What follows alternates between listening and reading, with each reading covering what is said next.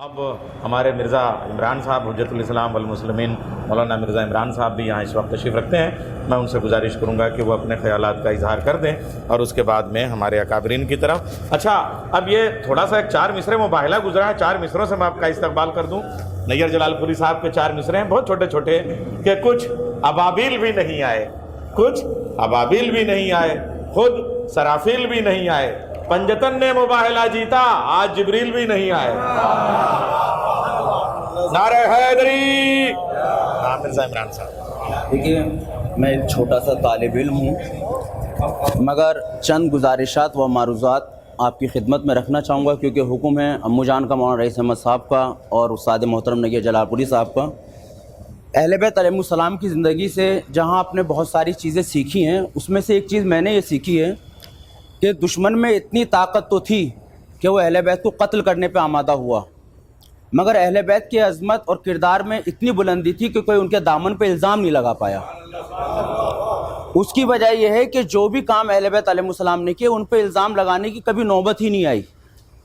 نوبت جب آتی جب اہل بیت علیہ السلام معاذ اللہ خود اچھی اور اچھے مکانوں میں زندگی گزار رہے ہوتے، 5 اسٹار ہوٹلوں میں آ کے رک رہے ہوتے، بڑے اچھے اچھے بوفوں میں کھانے کھا رہے ہوتے، لگژری کارز میں گھوم رہے ہوتے، لیکن اہل بیت علیہ السلام سوکھی روٹی کھانے کے بعد بھی باب خیبر اکھاڑنے کی طاقت رکھے ہوئے تھے.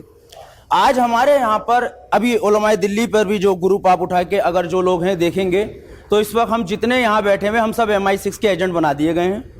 ہم سب پر الزام لگا دیا گیا ہے، جتنے بھی ہیں. وہ ایک بہت بڑی بحث چل رہی ہے، لیکن یہ الزام تراشی کا اور الزام کا جو سلسلہ ہے اس کو ختم کرتے ہوئے ہم 4 یا 5 پوائنٹ پہ بات کر سکتے ہیں کہ جو چیز ہم آگے لے کے چلیں. مولانا عقیل غریبی صاحب نے ایک بات کہی تھی عوام سے، جب عوام نے داد دی کہ تم ہمیں کیا داد دے رہے ہو، دوسرا مولوی آئے گا وہ پڑھے گا اس کو بھی تم داد دو گے. یہی آج حال یہاں پر ہے. مولانا سیف عباس صاحب قبلہ دلی میں آئے تو سب یہاں پر ہیں، کل کوئی دوسرا خائن ملت آئے گا تو سب لوگ وہاں پر ہوں گے، کوئی غاصب آئے گا تو سب لوگ وہاں پر ہوں گے. اور خرابی خراب لوگوں کی وجہ سے نہیں پھیلتی، اچھے لوگوں کی خاموشی کی وجہ سے پھیلتی ہے. آج 2 لاکھ سے زیادہ شیعہ قوم کی آبادی دلی میں ہے. میں دلی سے ہوں، آل انڈیا شیعہ کونسل کو ریپرزینٹ کرتا ہوں، تو میں دلی کی بات کرتا ہوں. دلی میں ایک ہاسٹل ایسا نہیں ہے کہ جہاں آ کے بچے رہ سکیں. اسی کے بدلہ سامرا ہاسپٹل چلاتے ہیں ڈاکٹر خالد. ہر سال 16 مدرسوں کے بچوں کو لے کے آتے ہیں جو 14 سال کے ہوتے ہیں، جو حافظ قرآن ہوتے ہیں. 2 سال ان کی ٹریننگ کراتے ہیں، اس کے بعد IIT میں ان کو ڈال دیا جاتا ہے. 400 کے قریب NCR اور دلی میں مولوی. کسی کے پاس بھی کسی انجمن کسی ادارے کی طرف سے بھی کوئی ہیلتھ پالیسی ایسی نہیں ہے جو اس کا علاج کرا سکے. مولانا شاہین صاحب شاہکی صاحب گواہ ہیں، انتقال ہو گئے. اگر یہ نہ ہوتے تو میت نہ آتی. ہاسپٹل والوں نے میت دینے سے انکار کر دیا.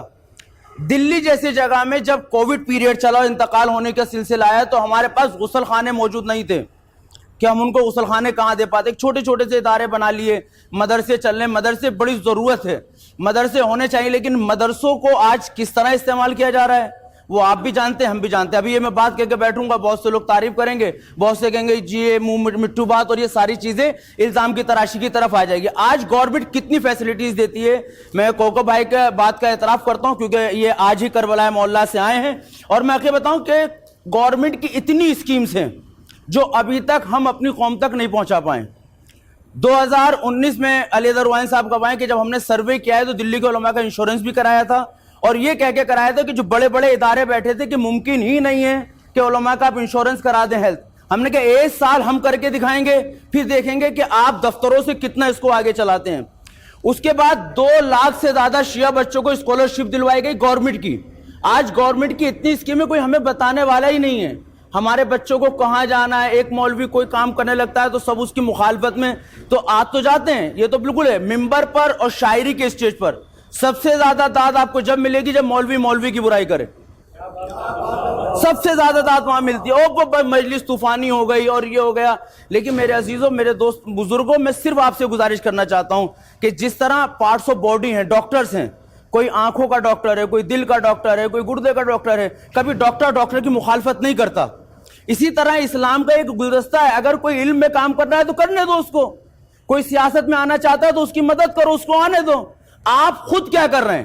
اس چھوٹی سی عمر میں نے دیکھا ہے کہ جتنے الزام لگانے والے ہیں ان کے پاس کام کچھ نہیں ہے. ایک کام بتا دیں کہ جو اتنے سالوں سے دلی میں آنے کے بعد وقف کی لڑائی لڑ رہے ہوں یا کسی اور مدعے پہ آئے ہوں, آگے آئے ہوں, آج کہاں ہیں یہاں کے لوگ؟ کیا یہ قوم کے مسائل نہیں تھے؟ یہ ایجوسی مسئلہ نہیں ہے؟ یہ شیعہ قوم کے اتحاد کی باتیں نہیں ہیں؟ یہ ضروری؟ اچھا پھر کہتے ہیں کہ آپ نے بلایا نہیں. ہم یہ چیلنج کرتے ہیں, مولانا علی حیدر صاحب گوائیں, معصوم صاحب گوائیں, کہ ہر پروگرام میں جس میں ہمیں بلایا گیا ہم وہاں گئے, لیکن جس پروگرام میں ہم نے بلایا وہ لوگ نہیں آئے. کیوں نہیں آتے؟ آپ کا نہ آنا اور ہمیں نہ بلانا بتاتا ہے کہ آپ کو ڈر ہے کہیں آپ کے چہرے سے نقاب اتر نہ جائے. لیکن یہ یاد رکھیے گا, وقت اب دور نہیں ہے. موت آئے گی تو سب سے پہلے آپ کا نام چھینے گی, اور جب نام چھین جائے گا تو کوئی پرسان حل نہیں ہوگا. خدا کے واسطے چھوٹے بھائی کی حیثیت سے, آپ کی اولاد کی حیثیت سے گزارش کر رہا ہوں, متحد ہو کے اٹھیں, اپنی باتوں کو رکھیں. آج ایجوکیشن کے میدان میں ہماری کوئی رہنمائی کرنے والا نہیں ہے. کتنے لوگ دلی جیسی جگہ میں ایمس RML میں علاج کرانے آتے ہیں, ان کے پاس رکنے کی جگہ نہیں ہے. اتنے بڑے بڑے ادارے ہمارے پاس ہیں, کوئی رکنے کی جگہ نہیں, سڑکوں پہ پھرتے ہیں لوگ, میتیں ہو جاتی ہیں. ارشد رضا صاحب گواہ ہیں, انہوں نے کام کیا کووڈ میں.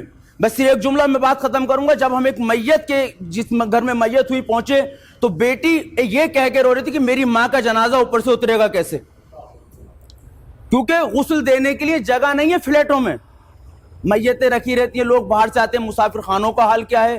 تو بہرحال بہت ساری باتیں ہیں جو انشاءاللہ ریٹرن آپ کی خدمت میں پیش کی جائیں گی. ہم ایجوکیشن پہ کام کر سکتے ہیں, جو سب سے بڑی چیز ہے بچوں کا ایڈمیشن کرانا. آپ علی گڑھ مسلم یونیورسٹی کا دیکھ لیجئے, میں وہاں سے تعلق رکھتا ہوں, وہاں کا اسٹوڈنٹ ہوں. کتنی سیٹیں ہمارے پاس ہیں, آج کتنی سیٹیں بچی ہیں. آپ اماموں کی تنخواہوں کا سلسلہ دیکھ لیجئے, اگر آپ دیکھنا چاہیں گے. یہ جتنے مولوی یہاں بیٹھے ہیں, جس میں یعنی اگر وقف بورڈ تنخواہ دے گا تو انجمن تنخواہ روک دے گی. یہ کون سا طریقہ ہے بھائی؟ اگر دفتر رہبری, دفتر آیت اللہ سستانی یا دفتر آیت اللہ شیرازی شہریہ دے گا تو انجمن اس کی تنخواہ کاٹ دے گی. آپ دے کتنا رہے ہو بھائی؟